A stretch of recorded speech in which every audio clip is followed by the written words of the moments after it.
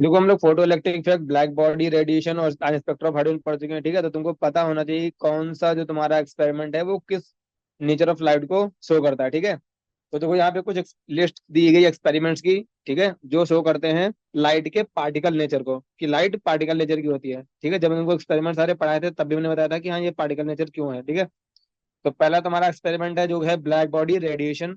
ये कंफर्म करता है कि लाइट का नेचर क्या होता है, पार्टिकल। तो ब्लैक बॉडी रेडिएशन में क्या होता था, जो nature of emission of radiation है फ्रॉम द हॉट बॉडीज, ठीक है, उसे बोलते हैं ब्लैक बॉडी रेडिएशन, ठीक है। तो हम लोग देखा था कि जो जो ग्राफ आ रहा था, मतलब उसमें जो ग्राफ आता है ना, तो हम देख रहे थे कि ऑन इंक्रीजिंग द टेम्परेचर, जो उसका लेमडा जिस पे वो मैक्सिमम पीक कर रहा था, मैक्सिमम इंटेंसिटी थी, वो लेफ्ट में शिफ्ट हो रहा था, ठीक है। अगर वो वेव नेचर होता लाइट का तो वो लेफ्ट में शिफ्ट नहीं करता। और अगर लाइट का अगर वेव नेचर होता तो लेमडा बढ़ते ही इंटेंसिटी बढ़नी चाहिए थी, बट ऐसा नहीं हुआ। पहले लेमडा के साथ इंटेंसिटी बढ़ी, एक मैक्सिमम पीक आई, फिर घट गया, ठीक है। तो ये जो दो कंक्लूजन थे, मतलब इंटेंसिटी बढ़ के घट रही थी, और प्लस ये जो शिफ्टिंग ऑफ विद टेम्परेचर थी, ये दोनों चीज ही लाइट के पार्टिकल नेचर को प्रूव करते हैं, ठीक है। सेकंड हमारा है फोटो इलेक्ट्रिक इफेक्ट, ठीक है। तो फोटो इलेक्ट्रिक इफेक्ट क्या होता है, ejection of electron from the metal, ठीक है, from the metal when the radiation of sufficient energy strike on it, ठीक है। ये फोटो इलेक्ट्रिक इफेक्ट था। तो मैंने फोटो इलेक्ट्रिक इफेक्ट में भी बताया था कि कौन कौन से पॉइंट्स है जो हमारा पार्टिकल नेचर को प्रूव कर रहे थे। पहला तुम्हारा पॉइंट था नो टाइम लैग, ठीक है। अगर लाइट का वेव नेचर होता एज कम्पेयर, जैसे मतलब हम जब तो लाइट डाली उसके बाद वहां से इलेक्ट्रॉन निकलने में टाइम लगता, बट इलेक्ट्रॉन क्या हो रहा था, विदाउट टाइम लैग निकल रहा था, बिना मतलब टाइम लगाए, ठीक है। तो इससे पता चलता है कि लाइट पार्टिकल नेचर की होती है। और दूसरा जो उसका पॉइंट था कि जो one photon one electron phenomena, अगर लाइट वेव का वेव नेचर होता तो एक ही बार में तुरंत एक एक फोटोन से इलेक्ट्रॉन नहीं निकलता, एक पूरा पूरा वो एनर्जी एब्जॉर्ब करता तब वो निकालता, ठीक है।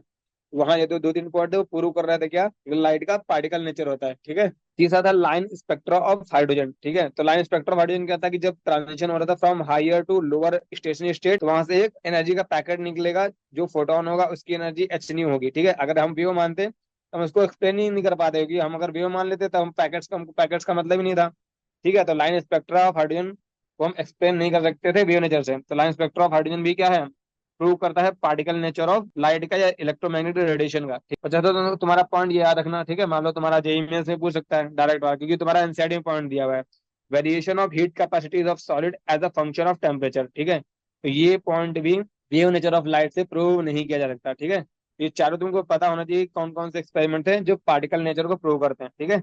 तो क्या कर सकता है ना, जैसे चार ऑप्शन दे देगा कि बताओ which of the following does not prove the particle nature, तो तीन सही दे देगा, चौथा ऑप्शन गलत दे देगा, ठीक है।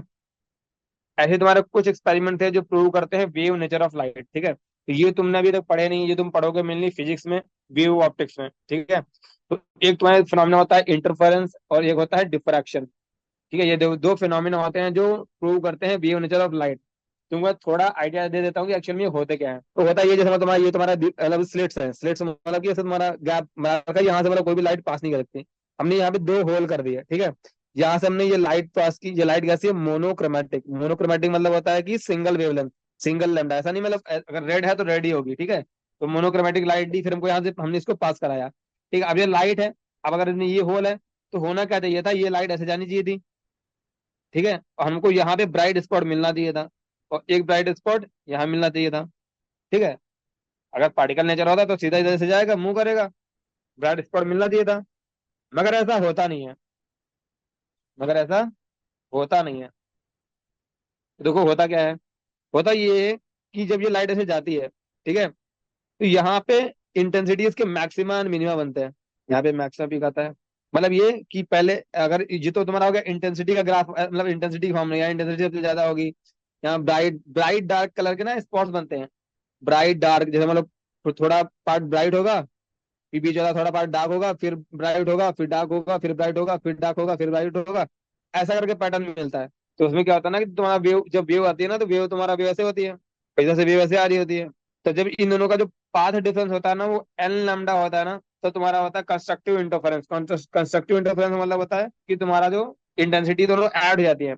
और दूसरा तुम्हारा होता है एन लैम्डा बाई टू होता है, तब तुम्हारा होता है डिस्ट्रक्टिव इंटरफेरेंस, मतलब जो ये दोनों 180 डिग्री पे तक सब लोग कंबाइन होती है, ठीक है। ये तुम फिजिक्स में पढ़ोगे, अभी तुमको हल्का आइडिया दे दिया कि हाँ एक्चुअली तुमको पता लगा कि हाँ कुछ ऐसा होता है, ठीक है। आगे डिटेल में फिजिक्स में पढ़ोगे। डिफ्रैक्शन भी सेम चीज होती है, बस यहाँ पे डबल स्लिट होती है, दो होल होते हैं, बस यहाँ पे सिंगल स्लिट होती है, ठीक है। जब सिंगल स्लिट से जो जो हाई मैक्सिमा और मिनिमा मिलता है, मतलब ब्राइटर फिर डार्क, फिर ब्राइट फिर डार्क, तो उसको बोलते हैं हम डिफ्रैक्शन। ठीक है। तो अभी इतना जान लो कि हाँ ऐसा कोई एक्सपेरिमेंट होते हैं दो। ठीक है, नाम तुमको बताना चाहिए कि इंटरफेरेंस और डिफ्रैक्शन होता है। ठीक है, तो ये क्या क्या प्रूव करते हैं, वेव नेचर ऑफ लाइट को। ठीक है।